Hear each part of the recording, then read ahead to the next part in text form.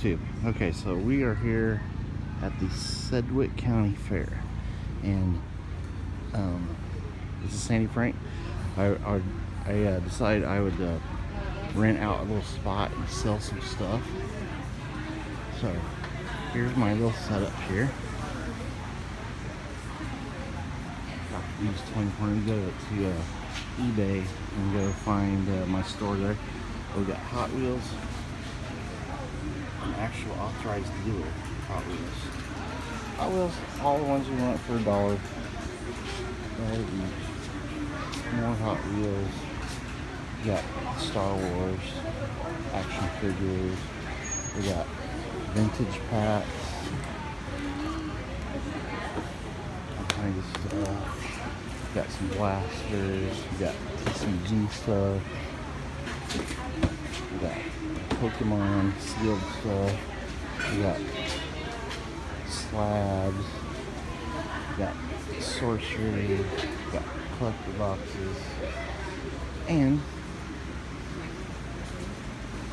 that's my little setup I got. So hopefully we can sell some of this stuff and use that money to buy other stuff that we like. So it's all part of the flipping. Alright. It's kind of like doing a garage sale, except you have to rent a spot. But it's been fun. I have my little fan. Alright. Thank you for watching this part of it. We'll try to do some more stuff for like fair stuff. Alright guys, so I wanted to talk about like my thinking on doing this. I've been selling stuff just basically online exclusively, so I wanted to, kind of come out to the community that there is a store, or not a store, but a place in the community that sells this cool kind of stuff like graded cards and graded cards, stuff like that, and sealed rare stuff, collector boxes, stuff like that. And I wanted to also have stuff out here that was like low end, like $1 Hot Wheels, where people can come by and just, they have some kids, they don't want to spend, $500 for a collector box, but just want to buy a couple Hot Wheels. So I have that kind of stuff, and then I have my sealed packs. So the way this system works here is I had to rent the spot for a certain price, that if I only sell just like Hot Wheels here and there and a few vintage packs, I will not make a profit. But if someone happens to be a collector like Magic the Gathering, and looking for a Lord of the Rings collector box, I'll do well. So if I can sell one big ticket item, because I even brought a Evolving Skies booster box, that's had quite a few people looking at that, but of course it's pretty expensive. So, if I can sell one of the bigger ticket items, I will have done really well, because I've sold a bunch of Hot Wheels and stuff.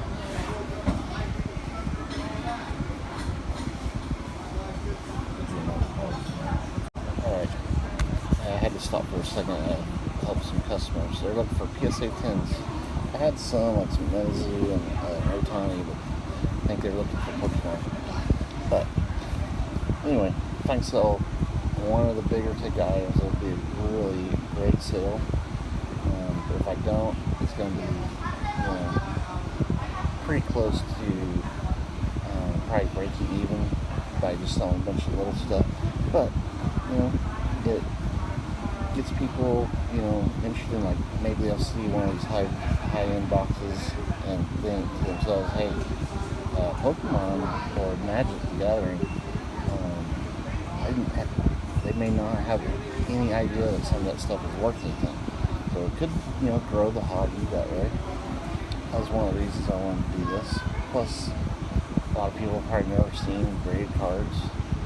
I mean, this is a people that didn't come here to go to a card show, and they're just, you know, just at a fair, you know. Also, just, you know, been quite a good response on the packs, because that like triggers like, you know, nostalgia from like, oh, I remember opening these packs when I was a kid. So those have been pretty decent. Sold some Weiss Schwartz packs, the Marvel and Star Wars. I didn't think that was going to happen, so that was cool. But interesting experience. Definitely glad I did it. You know, maybe this will help grow our hobby a little bit more. And you know, who knows? Maybe I'll sell one of the bigger ticket items and come out really good on this show. It's not a show, the fair. But yeah, come by, pick up a big ticket item, and help out your pal Sandy Frank. Alright, I just wanted to do a little video of what I was doing this week for like a hobby talk episode.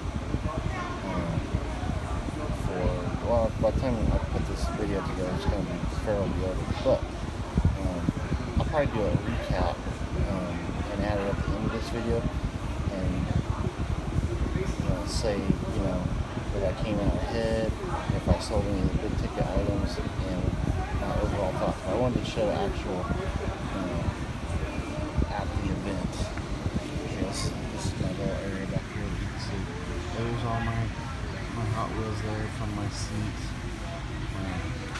my sign, all the other stuff over here, gray cards.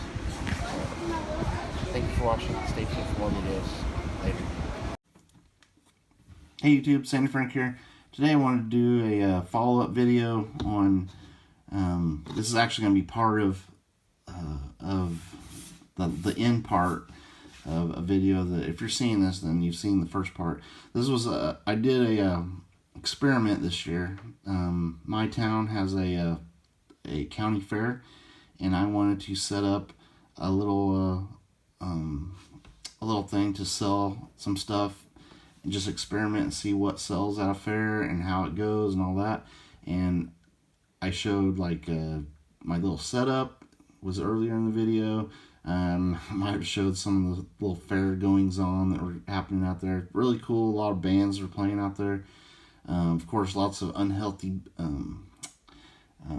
fair food. But I did want to tell you how everything went. So the first day was we were only allowed to be open a few hours in the evening, and the first day is not the biggest day of the fair, but I did okay. Sold a few things. The next 2 days, though, or next 3 days, were actually really strong, and in fact, I did well enough where I'm pretty confident that I want to do this again next year. And plus, I know now what kind of stuff was good to have out there. So first, let me tell you the stuff that was not good to have out there, and that was stuff like this. These I put some of the I put a Lord of the Rings box out there. Expensive items. I had an Evolving Skies Pokemon booster box. Those got a lot of interest, but the price tag, there was no way that someone going to the fair was going to pay that much for one of those expensive higher end boxes. Now, I was able to sell several ETBs of, I sold Silver Tempest ETB, Paldean Fates ETB. Those got a lot more interest because they're at a more affordable price point. People going to a fair are not going there to buy a big ticket item, as far as I know. Also, another thing that did not do well was graded cards. A lot of people looked at them, and I think I'll still bring some out there, because I do want to get people excited about graded cards, and they can see, oh, that's really cool. A lot of people have never seen graded cards before, so you're kind of introducing graded cards to a new market, but no one bought any. But their eyes were open maybe to know that card grading is a thing. And I had a lot of questions about graded cards, which I was happy to answer. Um,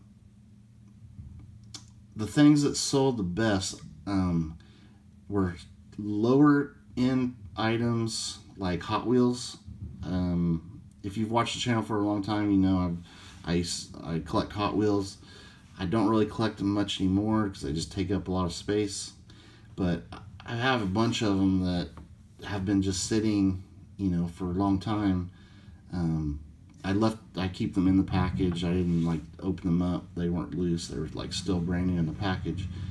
And I was able to take a ton of those that were cars that I wasn't that excited to have in my collection, and just sold them for $1 a piece. And the amount of kids like age 15 and under that are at the fair are incredible amounts. The fair is made for kids. I mean, you got rides there, you got fair food, you got cool stuff. And believe me when I tell you, like 75% of the kids would be there with their parents, of course, and say, Mommy, buy me a Hot Wheel. And they were happy to buy a Hot Wheel for $1 for the kids. So those did incredibly well. Sold tons of Hot Wheels. And also my junk wax era packs, also newer packs, like individual packs of cards. They did very well as well.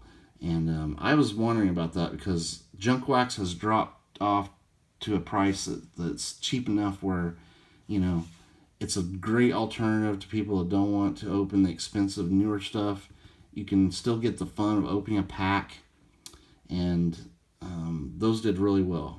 People really enjoyed the junk wax era packs. I sold every single football pack I had out there.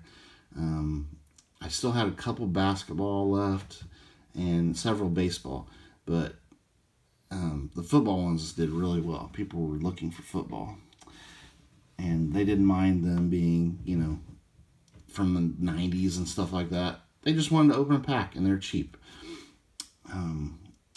I sold a blaster of football also, and it was just a 2023 blaster that I picked up from my local Target, and that sold pretty easily. I made like $1 or $2. I did not, charge a bunch for that because it was just brand new. But yeah, people wanted to open packs that were not expensive, and Hot Wheels were a big deal for kids. I was actually really shocked at how many kids are still excited about Hot Wheels. Maybe Hot Wheels is making a little bit of a comeback. I thought maybe people or the younger generations were kind of getting away from Hot Wheels as something that they're excited about, but apparently not. Kids love Hot Wheels. Pokemon's still huge. I wish I would have had more lower end Pokemon. Like maybe next year I will open booster boxes and sell by the packs. I just had sealed ones there, and they're really too pricey for people that are just going to a fair. But if I would have had the boxes open and sold just individual packs, they would have sold like hotcakes, I'm pretty sure. Let's see. So next year, when I do this, I'm going to go at it a little bit different, game plan. I will bring grade cards, knowing that they're probably not going to sell, but help teach people about card grading, and that you can take your cards at home if you have nice ones and get them graded, especially like big time rookie cards, and increase the value of your cards that way if they're at a high level of quality, not like ding corners and stuff like that. I really should bring some vintage cards too to show there, because I'm sure there's a lot of people that don't know about grading vintage stuff too. And the vintage card market is much different than the modern graded card market. Kind of like give a service other than just selling some stuff. Help like educate the community about graded cards. Definitely gonna bring back packs, baseball cards, football, basketball. I mean, people love all sorts of cards, and definitely gonna bring booster boxes to open to sell packs individually and see how that does. And honestly, you make more money selling packs individually than a whole box, because I mean you're buying in bulk basically in a booster box, where you can, like, I'll say this for example. Let's say, okay, a Pokemon box has 36 packs, a booster box.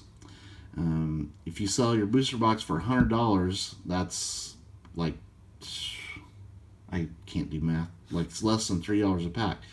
If you sold the packs for, you know, $3-4 a pack, let's say $4 a pack, they're more, almost up to $5 nowadays at the store for individual packs. So if you sold them for $4 a pack, I mean, you're selling the whole box, making, you know, about $30 profit by selling individual packs.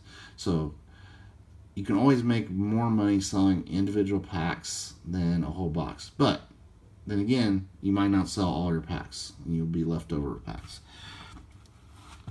Anyway, I just wanted to share that, and then next year I'll do another video and with these new strategies and see how that does. But thank you for watching. I hope you guys enjoyed. This is a longer video because I had several parts all like bandaged together. We'll end with a band that was playing out there. I shot a little bit of video of them, and they're pretty good. Hope you enjoy it, and thank you for watching. Stay tuned for more videos later. Every day. Keep on saying you'll be mine for a while. You're looking fancy and I like your style. You drive us wild, we'll drive you crazy. You show us everything you got. Oh, baby, baby, that's quite a lot. You